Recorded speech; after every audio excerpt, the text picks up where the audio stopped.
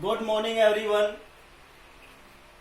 कल एक B part आपका खत्म हो गया था, उसी से आगे नेक्स्ट सी पार्ट लगा लो।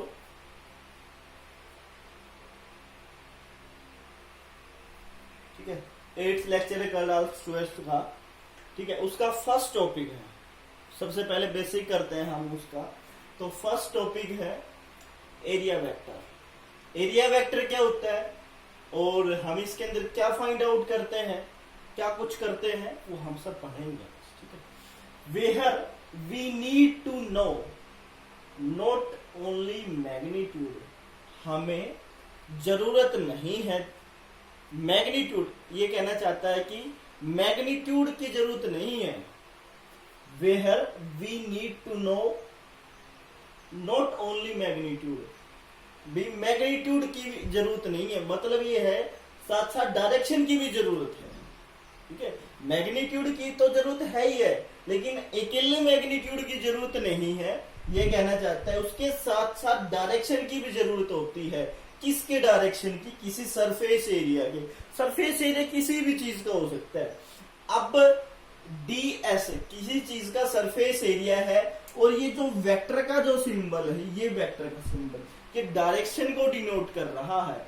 ये ds किसी का सरफेस एरिया हो गया, किसी भी मीन्स वैल्यू का, किसी भी, जैसे ये है आपके पास, तो इसका सरफेस एरिया ds है और वेक्टर इसके डायरेक्शन को रिप्रेजेंट कर रहा है। या इसको आप ये लिख सकते हो ds सरफेस एरिया है और n क्या है, n क्या है, n एक यूनिट वेक्टर है जो रिप्रेजेंट कर रहा है।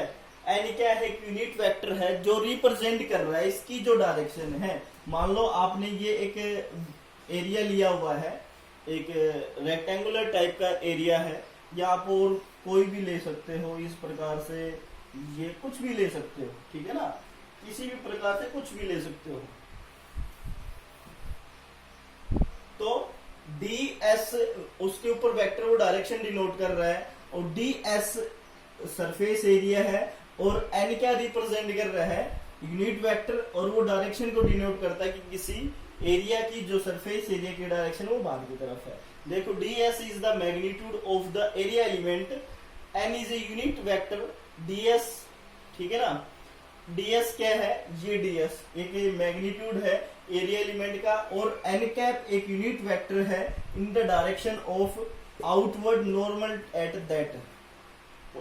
ठीक है, कि यूनिट वेक्टर है n कैप जो किसी की डायरेक्शन को डिनोट कर रहा है, किसी की डायरेक्शन को डिनोट कर रहा होता है, और वो परपेंडिकुलर होता है किसके? नॉर्मल होता है उस एरिया वेक्टर के। मान लो एक ये है एरिया, ठीक है ना। अब मैंने इसकी जो डायरेक्शन है, इसकी जो डायरेक्शन है वो किस तरफ निकाल दी है? बाहर की तरफ। तो ये मेरी पाम है, या फिर कोई एरिया है, कोई पेपर है, ये मान लो, कुछ भी मान लो कि कोई पेपर ले लेता हूं, ठीक है ना। ये उसके ऊपर परपेंडिकुलर होगा। इट मींस परपेंडिकुलर कब होगा? जब इसकी डायरेक्शन आउटवर्ड होगी, बाहर की तरफ। ठीक है ना। अभी ये क्या हो गया? एरिया। क्यों बता रहा हूं मैं आपको एरिया वेक्टर? क्योंकि इस एरिया वेक्टर आगे यूज है कि भाई इसकी डायरेक्शन बाहर की तरफ क्यों हुई, क्या उद्देश्य था। तो आपको एरिया वेक्टर पता होना चाहिए, बट आपके सिलेबस में नहीं है, लेकिन फिर भी आपको ये पता होना चाहिए। ठीक है, एरिया ds हो गया है, मैंने बता दिया है। ये मान लो कोई एक सरफेस है, ठीक है, इसका सरफेस एरिया ds हो गया है, और ये इसकी dsn यूनिट वेक्टर होगी। इट मींस कि कोई भी चीज करोगे आगे आप, तो उसका हमें एरिया वेक्टर पता होना चाहिए कि उसकी डायरेक्शन बाहर की तरफ क्यों आई। मान लो एक कोई गोल चीज है, उसकी डायरेक्शन भी बाहर की तरफ होगी। ये है कोई रेक्टेंगुलर है, उसकी भी एरिया वेक्टर बाहर की तरफ। इट मींस कि जो भी चीज होगी हमें उसका कुछ भी निकालना पड़ेगा। उसको आप गॉसिस लॉ के थ्रू निकालो, उसकी एप्लीकेशन के थ्रू निकालो, बट उसमें एरिया वेक्टर का जरूर होगा आपका। ठीक है ना। तो नेक्स्ट टॉपिक देखते हैं, इलेक्ट्रिक फ्लक्स। इलेक्ट्रिक फ्लक्स क्या होता है कि total number of electric field lines, की total number of electric field line passing normally through a close surface is called electric flux. कि जो टोटल इलेक्ट्रिक फील्ड लाइंस हैं, जो आपको डायग्राम में देख भी रहे हो, किसके अंदर से पास होती है, सरफेस एरिया। एक सरफेस एरिया ले रखा है और इसके अंदर से बहुत सारी इलेक्ट्रिक फील्ड लाइन से पास हो रही होती हैं, बट वो उस सरफेस एरिया के क्या है, या उस सरफेस के क्या है, परपेंडिकुलर है, नॉर्मल है। ठीक है, ये मान लो कोई सरफेस एरिया है और इस प्रकार से ये परपेंडिकुलर पास हो रही होती है। ये मान लो सरफेस एरिया, जैसे मैंने अभी बताया था, इसके अंदर से बहुत सारी इलेक्ट्रिक फील्ड लाइंस पास होती है। ठीक है ना, उसको क्या कहोगे, इलेक्ट्रिक फ्लक्स। क्या कह रहा है कि जो total number of electric field lines pass होती है कि जी सरफेस, क्लोज सरफेस से, ठीक है, क्लोज सरफेस से, उसको क्या कहोगे, इलेक्ट्रिक फ्लक्स। सिंबल क्या होता है इलेक्ट्रिक फ्लक्स का, फाई ई। सिंबल क्या होता है इलेक्ट्रिक फ्लक्स का, फाई ई। तो आप कैसे डिनोट करोगे, मैथमेटिकली कैसे डिनोट करोगे, इस प्रकार से इसको मैथमेटिकली डिनोट करोगे, phi E. Phi E denote करता है आपके इलेक्ट्रिक फ्लक्स को। और जो ये इंटीग्रेशन का जो सिंबल है, इस प्रकार से इंटीग्रेशन टोटल के लिए है, ठीक है ना, टोटल। और ये क्या, क्लोज, किसके लिए है ये, क्लोज के लिए। इसने बोला ना क्लोज सरफेस, ये क्या है कि टोटल के लिए है इंटीग्रेशन तो, और ये क्या है, टोटल सरफेस के लिए, ठीक, क्लोज सरफेस के लिए। और ई क्या हो गया, इलेक्ट्रिक फील्ड लाइंस। ई क्या हो गया, electric field lines, means electric field को डिनोट कर रहा है। और डीएस क्या होगा, सरफेस एरिया। डीएस क्या होगा, सरफेस एरिया।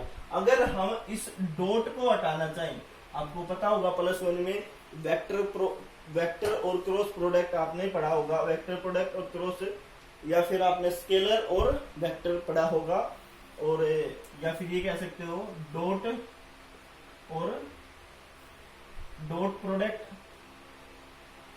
और क्रॉस प्रोडक्ट। उसके अंदर आसानी से पता चलेगा आपको कि अगर डॉट प्रोडक्ट होता है तो क्या आता है, ट्रिग्नोमेट्री फंक्शन, और क्रॉस प्रोडक्ट होता है तो ट्रिग्नोमेट्री फंक्शन क्या आता है।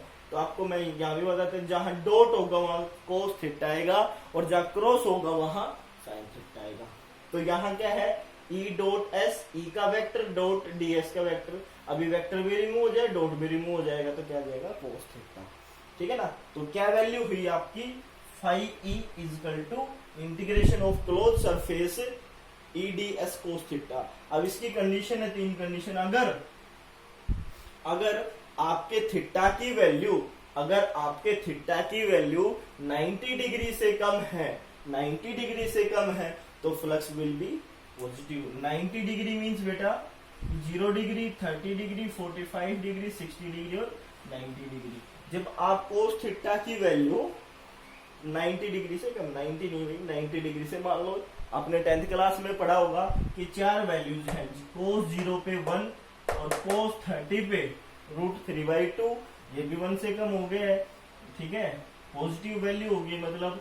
और कोस 45 1/√2, ये भी पॉजिटिव होगा, कोस 60 1/2। मीन्स कहने का मतलब ये है कि जो थीटा की वैल्यू, यहाँ थीटा की वैल्यू अगर मैं 90 डिग्री से कम रखता हूं तो flux will B positive, flux will B positive. अगर थीटा की वैल्यू मैं 90 डिग्री से ज्यादा रखता हूँ, 90 डिग्री से ज्यादा रखता हूँ, आपको एक वैल्यू तो पता होगी, कोस 180, कोस 180 क्या होता है, -1, ठीक है ना, कोस 180 क्या होता है, -1। तो फ्लक्स क्या जाएगा, नेगेटिव, फ्लक्स क्या जाएगा, नेगेटिव। अगर कोस थीटा की वैल्यू मैं 90 डिग्री के बराबर रखता हूँ, तो कोस 90 क्या होता है, 0, कोस 90 क्या होता है, तो फ्लक्स आपका क्या हो जाएगा, 0। फ्लक्स क्या हो जाएगा, 0।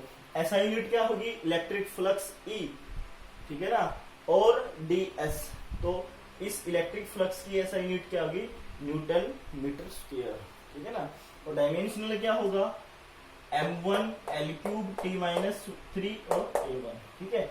ये 2 फंडे थे, एक तो एरिया वेक्टर था, एक इलेक्ट्रिक फ्लक्स था। एरिया वेक्टर किस लिए यूज करते हैं हम बच्चों, एरिया वेक्टर यूज करते हैं हम किसी भी एरिया का या किसी भी एरिया की डायरेक्शन फाइंड आउट करने के लिए, उसके साथ साथ मैग्नीट्यूड तो फाइंड आउट होता है। इलेक्ट्रिक फ्लक्स किस लिए यूज करते हैं कि किसी एरिया के अंदर या किसी सरफेस के अंदर से कितनी इलेक्ट्रिक फील्ड लाइंस पासिस हो रही हैं, और वो पासिज होंगी तो वो नॉर्मली होंगी, परपेंडिकुलरली होंगी। ठीक है, अब उस फ्लक्स की वैल्यू, इलेक्ट्रिक फ्लक्स की वैल्यू पॉजिटिव कहाँ कहाँ होती है, नेगेटिव किस एंगल पे होती है और माइनस किस एंगल पे होती है।